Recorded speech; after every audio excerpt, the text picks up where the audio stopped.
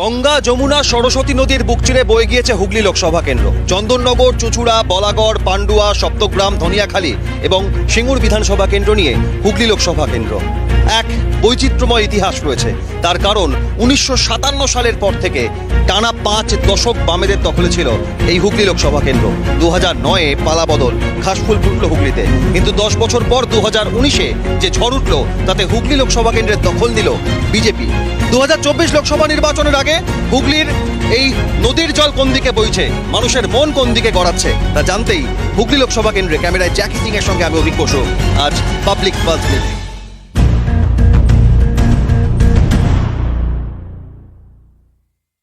একজন এলাকার ভোটার হিসেবে কি প্রত্যাশা রাখবে? যেই আসুক যেই জিতুক, যেন এই গ্যাস যেমন বাড়িতে আগুন জ্বালে, যেমন এটা মানুষকে গ্যাস না খাওয়ানো হয়, যে আমি যে দিতে গেলে এই দেবো ওই দেবো সেই দেবো, এটা যেন প্রতিশ্রুতিটা যেমন দেওয়া হচ্ছে যে আপনাকে এটা করে দেবো, এই রাস্তাঘাট ঠিক করে দেবো, এই করে দেবো সেই করে দেবো, যেন সেটা যেন পালন করা হয় যেই আসুক। এমপ্লয়মেন্ট ডেফিনেটলি, বেসিক নিডসগুলো যাতে ফুলফিল হয়, একদম যারা সমাজের নিম্ন এবারে স্তরে থাকেন, যতক্ষণ না পর্যন্ত তাদের ভালো হচ্ছে ততদিন পর্যন্ত সঠিক উন্নয়ন হচ্ছে বলা যাবে না। ভোটের হাওয়ায় কি এবার এই বসন্তের মধ্যে একটু গরমটা বাড়তি, হাওয়ায় গরম হয়েছে এলাকা? হ্যাঁ হয়েছে, মনে তো হচ্ছে তাই। কি মনে হচ্ছে হাওয়া এবার কোন দিকে, একটু পাল্লা ভারী কি মনে হয়? সেইটা পুরোপুরি ভোটার্সদের ওপরে দেখি কি হয়, সেরকম তো বলা যায় না। লড়াইটা একতরফা হবে না হাড্ডাহাড্ডি হবে? একতরফা তো হবে না, মনে হয় দুটো সাইড থেকেই ইয়ে হবে, হাড্ডাহাড্ডি। হুম। আমাদের আজকে খেয়েছি কালকে কি খাবো সেই চিন্তা করি, আমরা ওইসব ব্যাপারে থাকি না। ভোট দাও তো? হ্যাঁ নিশ্চয়ই। কি আশা রাখো? আশা আশা কি বলবো, ওরা তো কার কার কার কথা বলবো, যার কথা বলবো সেই খারাপ হবে। একদম এই সারিবদ্ধভাবে এটা কি করা হচ্ছে, এটা কি? এটা চন্দননগরের বিশ্বের আলো টুনি লাইট। টুনি লাইট। জানতে চাইবো যে একজন হুগলি লোকসভা কেন্দ্রের ভোটার হিসেবে তুমি ঠিক কি প্রত্যাশা রাখবে? হুগলি জেলাতে যে জিতুক না কেন আমাদের হুগলি জেলাকে যেন আলো আলো করে দিক, টুনি লাইটের মতো। টুনি লাইট। মমতা বন্দ্যোপাধ্যায় অনেক কিছু প্রকল্প করেছে মহিলাদের জন্য, তা সেই প্রকল্পের সুবিধা আপনারা পান না? দিদি তো কাজ করেছে কিন্তু দেখাই যাচ্ছে না দিদি যে কাজ করেছে। মাসর বি রাখো বাজার হবে না, আমাদের চাইছি কি আমাদের ছেলের কোনো কাজকর্ম পায়, ভালো জায়গায় একদম কাজের একটা ব্যবস্থা হয়, ঘর বাড়ি হয়, সে তো কিছু দেওয়া নেই। আছে কি কোনো কাজকর্ম কিছু নেই, বাবুদের বাড়ি কাজ করি খেটে খাচ্ছি, কোনো আমাদের ঘর বাড়ি নেই। কত বছর ধরে করো? কত বছর ধরো 20-25 বছর হয়ে গেছে। কাজকর্মর অভাব? হ্যাঁ কাজকর্মের অভাব, জিয়ার কাজ করে তো খায়, চার বাড়ি কাজ করি তারপরে খায়, কোনো কাজকর্ম নেই। টালি ভাঙা ঘর বলতে যায় একটা টালি ফালি দেয় না, ঘর নিজের পয়সা দিয়ে ছাড়ায়, নিজের পয়সা। এখন 10,000 টাকা খরচা করে ঘর ছাড়ালো। আর কি বলবো দাদা, পড়াশোনা তো সবাইকে বাচ্চারাকে করাচ্ছে, খাটবো তো কাজ করবো তো পড়াশোনা করাবে না তো করাবে না, পড়াশোনা তো করিয়ে কি করবে, চাকরি বাকরি তো পাবে না, কি আশা নিয়ে করবো। হুগলি লোকসভা কেন্দ্রে ভোটের বাজারে কোন ফুলটা বেশি দরবেন বেশি? মোটামুটি সব ফুলের চাহিদা আছে বেশি। আর কি মানে লড়াইটা খুব টক্কর, হাড্ডাহাড্ডি? টক্কর তো অবশ্যই হবে, টক্কর তো অবশ্যই লড়াই হবে। হাওয়া কোন দিকে ভারী?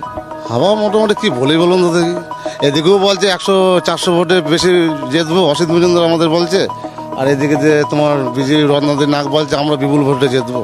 দুজনায় টক্করে ভোট ছাড়া কি হবে বলো? লোকসভা নির্বাচনের আগে আপনারা টোটো চালকদের আপনাদের প্রত্যাশা ঠিক কি? আমরা চাই একটু আয় উন্নতি হোক। এই যে গাড়ি চালানোর ব্যাপারটা বলছি না, এটা কারোরই ঠিক নেই, নেয়াদ এখানে কাজকর্ম নেই, ছেলেরা বেকার করে কি থাকবে, এই করে খাচ্ছে, তাহলে এতে তো আর পেট চলে না। কাজ কোথায় এখানে পশ্চিমবাংলায়, কাজকর্ম তো কিছুই নেই, কি কাজ করবে লোকে, কলকারখানা কোথায়? তাহলে যেই সাংসদ হন না কেন মানুষের কাজের দিকে নজর দেওয়া উচিত আগে। হ্যাঁ এটা তো অতি অবশ্যই সবার জন্য, আমার জন্য না সবার জন্যই, ছেলেমেয়েরা যাতে আগামী দিনের যুবকরা কাজকর্ম পায় সেরকম একটা ব্যবস্থা করাটা উচিত। দশা বলতে আমাদের দিন আনা দিন খাওয়া মানুষ, সরকার যে আসে আসুক, আমরা সাধারণ মানুষ খেটে খেতে পারি, এইটাই চাই, আর কিছু চাই না। হুগলি লোকসভা কেন্দ্রে কোন কাজটা হওয়া খুব প্রয়োজন বলে মনে হয়? কাজ তো মানে আমাদের এখানে দরকার হচ্ছে মেন কলকারখানা, কলকারখানা খুললে আমাদের আর কোনো কিছু সমস্যা নেই। এই যে ভোট আসছে তার মানে আবারও একটা কলকারখানা হবে, এই প্রতিশ্রুতি সবাই দেবে? কলকারখানা হওয়ার দরকার নেই, যেগুলো আছে সেইগুলো চালু করুক না। আগের বার কি 2019-এ প্রতিশ্রুতি দিয়েছিল যে চালু করে দেবো আমরা জিতলে? না, সেটা প্রথমে যখন আপনার করিল তখন বলেছিল দিদি যে হ্যাঁ কারখানা চালু করে দেবো, কিন্তু আজও হয়নি। না আজও হয়নি, বন্ধ হয়ে গেছে। আবার একটা 24-এর ভোট, আবার এই প্রতিশ্রুতি পাবেন আশা করেন? হ্যাঁ, সে তো আশা আশা তো সবাইকার আছে। ওই 1000 টাকা লক্ষ্মী ভাণ্ডার, 500 টাকা আপনার লক্ষ্মী ভাণ্ডার, তারপরে 1000 টাকা বার্ধক্য ভাতা, এ সমস্ত আমাদের কিচ্ছু দরকার নেই। আমাদের এই এলাকায় যে মিল কারখানাগুলো আছে সেইগুলোই খুলে দিক, ব্যাস, আর কিছু চাই না আমরা। আমাদের সব সমস্যা মিটে যাবে প্রত্যেকটা মানুষের। দাদা একটুখানি আপনাকে দাঁড় করাবো, যাওয়া হচ্ছে কোথায় সাইকেল নিয়ে? আমরা যাচ্ছি এমনি মাঠে ফুটবল খেলতে দেখতে। খেলা হবে আজকে? আছে জোনালি গোল্ড কাপ আছে।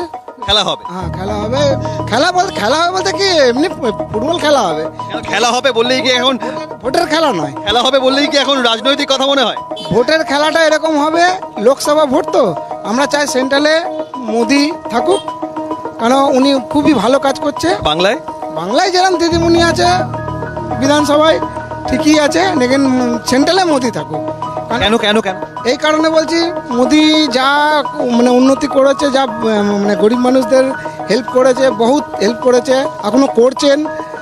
কারণ এই নিয়ে আমরা যখন তৃণমূল কর্মী, আমরা তৃণমূল করি, তা সত্ত্বেও আমরা মোদির সুনগান করছি এই কারণে যে মোদি আজকে আছে বলে আমাদের দেশটা সুস্থ আছে, অনেক সুবিধাতে আছে, অনেক লোক করে খেতে পাচ্ছে, অনেক লোক বেঁচেও আছে। আর মোদি কোনো ধর্ম কোনো দেখছে না, সবকেই হেল্প করছে। হুগলি লোকসভা কেন্দ্রের অন্তর্গত ব্যান্ডেল চার্চে এসে অনেকেই প্রার্থনা করছেন। আর এই লোকসভা কেন্দ্রের ভোটারদের প্রার্থনা একটা নির্বাচন হোক শান্তিপূর্ণ, লড়াই হবে হাড্ডাহাড্ডি অনেকে বলছেন। আর পাবলিক পালসে উঠে আসছে আরো একটা কথা, হুগলি জেলার কলকারখানাগুলি শুধু প্রতিশ্রুতি নয়, এবার খোলার ক্ষেত্রে বাস্তবায়িত হোক। তাই 2024 লোকসভা নির্বাচনের আগে মানুষের দাবি, মানুষের চাহিদা আর তা রক্ষা করার ক্ষেত্রে কারা বেশি কার্যকরী হয়, নজর থাকবে সেদিকে। আর লড়াই যে হবে হাড্ডাহাড্ডি, সে কথা উঠে আসছে বিভিন্ন স্তরের মানুষের বক্তব্যে। পাবলিক পালস নিয়ে হুগলি থেকে ক্যামেরায় জ্যাকি সিং এর সঙ্গে অভিক বসু, ক্যালকাটা নিউজ।